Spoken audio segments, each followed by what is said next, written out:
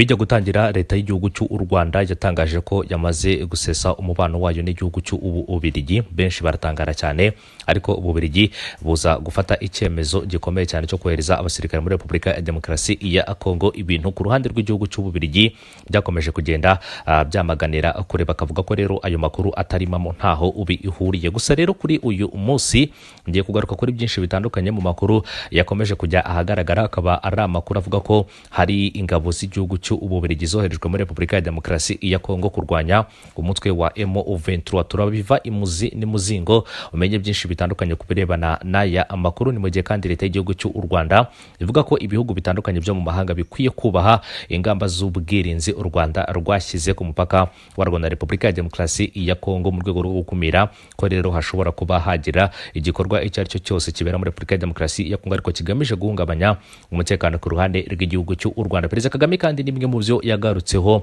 ubwo rero yagiranaga ikiganiro n'umunyamakuru Muri Congo, avuga ko rero icyakozwe ari uko u Rwanda rwashyizeho ingamba z'ubwirinzi. Kandi Minisitiri w'Ububanyi n'Amahanga Olivier Nduhungirehe nawe n'umwe mu bagarutse kuri icyo kibazo, avuga ko rero bidateye impungenge na gato kuba igihugu gishobora kuba cyakwirinda bitewe n'umugambi mubisha wagaragajwe na Repubulika ya Demokarasi ya Congo. Ubwo rero bagaragazaga ko hari byinshi bitandukanye irimo irategura birimo guhungabanya umutekano w'igihugu cy'u Rwanda. Birebana n'amakuru y'Ububiligi muri Repubulika ya Demokarasi ya Congo ku ruhande rw'ingabo zayo, ni amakuru avuga iki? Hanyuma se Ububiligi buratangaza iki ku birebana n'aya amakuru? Ni amakuru yagiye ahagaragara avuga ku ngabo z'igihugu cy'Ububiligi zoherejwe kurwanya umutwe wa M23 mu burasirazuba bwa Repubulika ya Demokarasi ya Congo, nubwo guverinoma y'iki gihugu cyo ku mugabane w'i Burayi yabanje guhakana ibirebana n'aya amakuru. Aya makuru avuga ko mu kwezi gushize kwa gatatu Werurwe mu binyamakuru hatangiye gukwirakwira amakuru avuga ko Ububiligi bwaba bwaroherejwe mu ibanga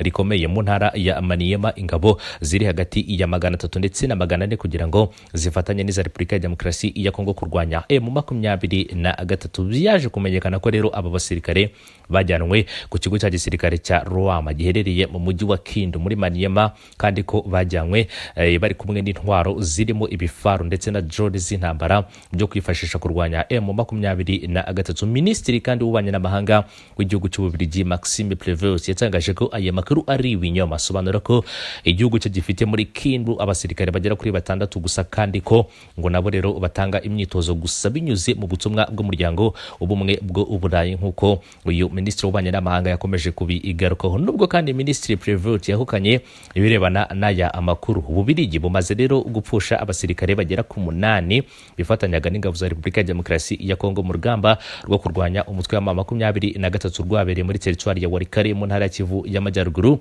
ihana imbibi na Maniema, nk'uko byanditswe n'ikinyamakuru The Great Lakes Eye. Mu gihe kandi mu basirikare b'igihugu cy'Ububiligi baguye muri Repubulika ya Demokarasi ya Congo bapfuye harimo Sergeant Jimmy Louis Flenda waraswe rero ubwo yakoreshaga drone yagabaga ibitero ku birindiro bya M23. Ikindi kandi harimo imodoka y'umutamirwa uyu musirikare yararimo nayo ikaba yaratwitswe ku ruhande rw'igihugu cy'Ububiligi. Ibyo byose ni bizibiti bikoreka ko rero Ububiligi bwashoye ingabo muri Repubulika ya Demokarasi ya Congo mu buryo bw'ibanga. Abarwanyi kandi ba M23 bari muri Warikare bamaze iminsi bahanganye ngo n'ibitero vya drone. Imwe rero muri zo ikaba yaratwitswe indege ya gisivile yari ku kibuga cy'indege cya Kigoma hafi rero ya centre ya Warikare mu cyumweru gishize, nk'uko aya makuru abigaruka. Amakuru kandi ava i Warikare yemeza ko abasirikare b'Ababiligi aribo rero bakoresha izi drone bagamije gukura abarwanyi ba M23 muri teritwari ikungahaye ku mabuye y'agaciro harimo gasegereti, kandi ko M23 iherutse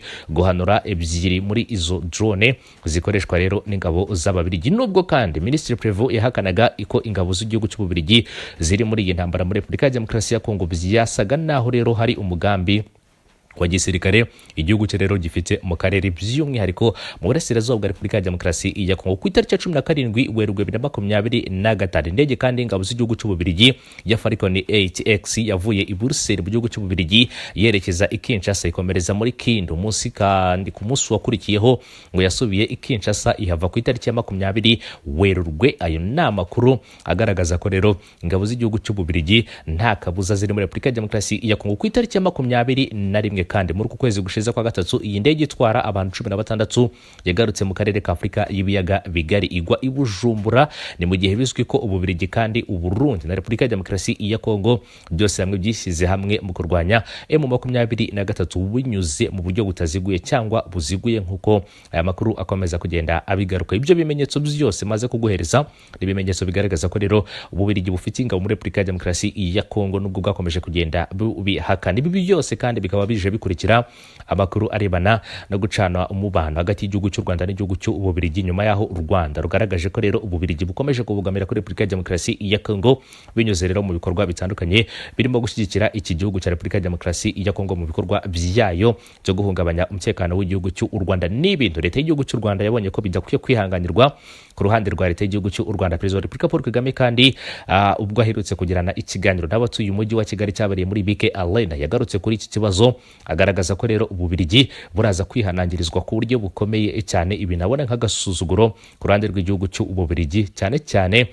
mu bikorwa byakomeje kugenda bigaragara ku ruhande rw'Ububiligi birimo gukomanyiriza igihugu cy'u Rwanda mu bihugu mpuzamahanga cyangwa se mu bihugu bitandukanye byo mu burengerazuba bw'isi, birimo kandi kugenda Ububiligi busabira u Rwanda ibihano. Ibintu byagaragaye ku ruhande rw'igihugu cy'u Rwanda nk'agasuzuguro, narwo ruza guca agasuzuguro ku Bubiligi, ruhitamo rero kuba rwahagarika umubano n'igihugu cy'Ububiligi. Aya makuru kandi akaba akurikira avuga ko ambasaderi w'u Rwanda mu Bufaransa François Muri Congo yagerageje cyangwa se yagaragaje ko umuryango mpuzamahanga ukwiye guha agaciro ingamba z'ubwirinzi rwasize ku mupaka wa Rwanda na Repubulika ya Demokarasi ya Kongo. Imbere kandi y'abagize inteko ishinga amategeko y'Ubufaransa kuwa 2 Mata 2025, ambasaderi Muri Congo yasobanuye ko u Rwanda rwashyizeho izi ngamba bitewe no kumutwe w'iterabwoba wa FDLR ugizwe n'abagize uruhare muri jenoside yakorewe abatutsi muri 1994 uri hafi y'umupaka. Yasobanuye ko kandi uvuye mu mujyi wa Kigali FDLR iri mu ntera y'ibirometero bisaga 170 igana cyangwa se akaba ari ibirometero bingana niri hagati rero y'umujyi wa Paris ndetse na Reims. Yagize ati rero hashize imyaka 30 u Rwanda rufite ku mupaka warwo na RDC ikibazo gishobora kuruhungabanyiriza umutekano, kandi kiri mu birometero bisaga 170 uvuye mu murwa mukuru wacu, n'intera ingana niri hagati ya Paris ndetse na Reims. Kubera icyo kibazo kandi u Rwanda rwashyizeho ingamba z'ubwirinzi kugira ngo rurinde ubwigenge n'ubusugire bwarwo. Ambasaderi Muri Congo yabibukije ko rero abagize uyu mutwe ari abahungiye mu burasirazuba bwa Repubulika Iharanira Demokarasi ya Kongo nyuma yo gukora jenoside barisuganya. Rero ubu ngubu bakaba bashaka gusubukura ibikorwa byabo birimo jenoside nk'uko yabigarutse. Yagize ati yego ibaye imyaka irenga 30 izi nyashyamba zagize uruhare muri jenoside ya nyuma y'ikinyejana cya 20 zisuganye zishaka intwaro kugira ngo zizangize cyangwa se zirangize akazi kazo. Mu yandi magambo zishaka kugaruka zikarimbura abatutsi. Leta Zunze Ubumwe za Amerika zashyize rero FDLR ku rutonde rw'imitwe y'iterabwoba umuryango w'abibumbye kandi n'ubumwe bw'Uburayi iyifatira ibihano, ariko uyu mutwe w'iterabwoba ukomeje kwidegembya unashyigikiwe kandi na leta ya Repubulika ya Demokarasi ya Kongo. Ambasaderi Muri Congo kandi yasobanuriye abagize inteko y'Ubufaransa ko FDLR yifatanya n'ingabo za leta Repubulika ya Demokarasi ya Kongo FARDC mu gihe kandi impande zombi zihuje umugambi wo guhungabanya umutekano w'u Rwanda, kandi ko ingabo ziri mu butumwa bw'amahoro bwa MONUSCO zitabyitaye. Hagira ati rero ndabivuga mbisubiremo kubera ko ari impamo FDLR n'umufatanyabikorwa ukomeye wa Kinshasa mu ihuriro kandi ry'ingabo za Repubulika ya Demokarasi ya Kongo FDLR FARDC. Ni ikibazo ku mutekano w'u Rwanda nishyigikiwe gusa na Repubulika ya Demokarasi ya Kongo, ahubwo na MONUSCO yigize ntibindeba kandi yakabaye yarayambuye intwaro mu myaka 25 ishize. Ku itariki ya 27 Mutarama 2025 umutwe wa M23 wafashe umujyi wa Goma nyuma y'imirwano ikomeye. Muri icyo gihe kandi ihuriro ry'ingabo za Repubulika ya Demokarasi ya Kongo ryarashe ibisasu mu mujyi wa Rubavu. Ingabo z'u Rwanda zipfobya bimwe muri byo, ariko abaturage 16 baza guhita bahasiga ubuzima. Ambasaderi kandi Muri Congo yasobanuye ko ubwo M23 yafataga Goma byagaragaye ko iri huriro ry'ingabo za leta ya Repubulika ya Demokarasi ya Kongo ryari mu myiteguro yo kugaba ibitero bikomeye mu Rwanda bigambiriye kwica abasivili. Rero nyuma y'urugamba rwa Goma byagaragaye ko igitero gikomeye ku Rwanda cyategurwaga. Ni igitero kandi cyari kugabwa na FDLR, FARDC, imitwe ya Wazalendo, ingabo z'u Burundi, ingabo za Samidias n'abacanshuro b'abanyaburayi biganjemo abaturutse muri Romania, barimo kandi n'ababaye mu mutwe w'ingabo z'Ubufaransa zikorera mu mahanga. Nk'uko yakomeje ko bigaruka, yavuze ko mu birometero biri munsi ya 5 werekeza ku mupaka w'u Rwanda habonetse intwaro nyinshi, amasasu, amortier, misile zihanura indege ndetse na drone n'ibindi byari biteganyijwe kandi gukoreshwa ku kugaba ibitero bikomeye ku gihugu cy'u Rwanda. Nk'uko yakomeje kugenda abigaruka, hagira ati rero ibyo byose mbabwiye ni bimwe rero mu bitwereka ko hari igikorwa n'umugambi mubisha warugamije kuba warimbura ubuzima bw'abanyarwanda ndetse no kugaba ibitero ku butaka bw'igihugu cy'u Rwanda. Gusa gashimangira ko ibyo byose rero u Rwanda rwabimenye kare, rukaza guhita rufata ingamba zikomeye z'ubwirinzi kubirebana n'ayo makuru. Nk'uko yakomeje kugenda abigaruka, reka mbashimire, bifuriza gukomeza kugira umunsi mwiza. Makuru yacu nakagaruka, mukore subscribe cyangwa se sabone, mubane natwe no mu zindi nkuru zikurikira.